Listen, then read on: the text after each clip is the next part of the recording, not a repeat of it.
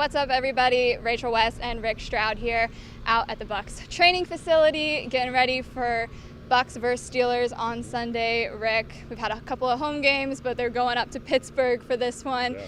And really the most interesting thing of this game, I think, are all the injuries that are involved. Both teams have very much caught the injury bug here this season. Yep. So where do we stand with all of that? Well, I think both of them are suffering in the secondary, and you start with the Bucs, and Sean Murphy-Bunting is going to miss this game, and he's been a key player for them off the bench at times and had to play. You've also got Logan Ryan, the safety, is going to be out, so they'll have to replace him with Keanu Neal. And, fortunately, their two starting corners are going to be okay.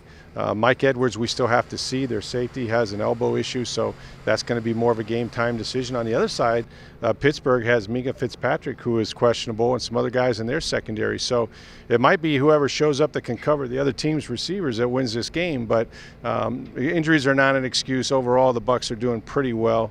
Like I said, they'll have their starting corners, and that's what matters.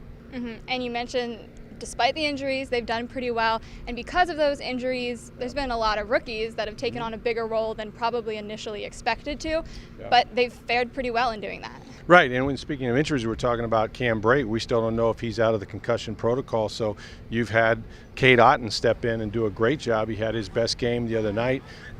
You've had rookies at almost every position, really, whether it's been Rachaad White at running back, on the offensive line. Obviously, they've been trying to get by with Luke Gedeke and some of the new guys. And these guys, you can't give them the experience. I mean, you got a 45-year-old quarterback who expects a lot from them, and he's very demanding, and he's trying to be patient, but they've just got to keep playing and get up to speed and hope they get some guys healthy. But I think overall they've done a good job. You've seen it on the scoreboard, though. They're averaging about 20 points a game.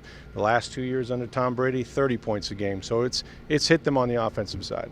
Tom Brady, obviously on the Bucs side of the ball at Yeah. 45. Then you look over to the other side of the field, and you're going to have 21 years his younger, I think, Kenny Pickett, rookie QB for the Steelers. However, the Bucs have fared pretty well in going up against rookie QBs. They have. I think they've only lost one game under this group. And Todd Bowles is famous for putting pressure on all quarterbacks. I talked to him last year when he was a defensive coordinator. With rookie quarterbacks, he's going to bring the house. He's going to do it right away. And he says if that rookie quarterback watches the blitz, watches the pass rush, he knows he's got him. But Kenny Pickett has been impressive in the few times that he's played. With the start last week, it was tough against Buffalo. He got behind right away. But he will stand in there. He'll deliver the ball. They've got some really good receivers as well, leading with George Pickens, who's outstanding from the University of Georgia. So, it's still going to be a test. I think the Bucs have a clear advantage, but this game is in Pittsburgh.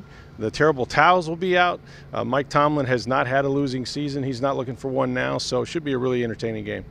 I mean, at Dallas to start the year, at New Orleans, now at Pittsburgh. They're just throwing all the hard road games at them, but they fared pretty well in the first two.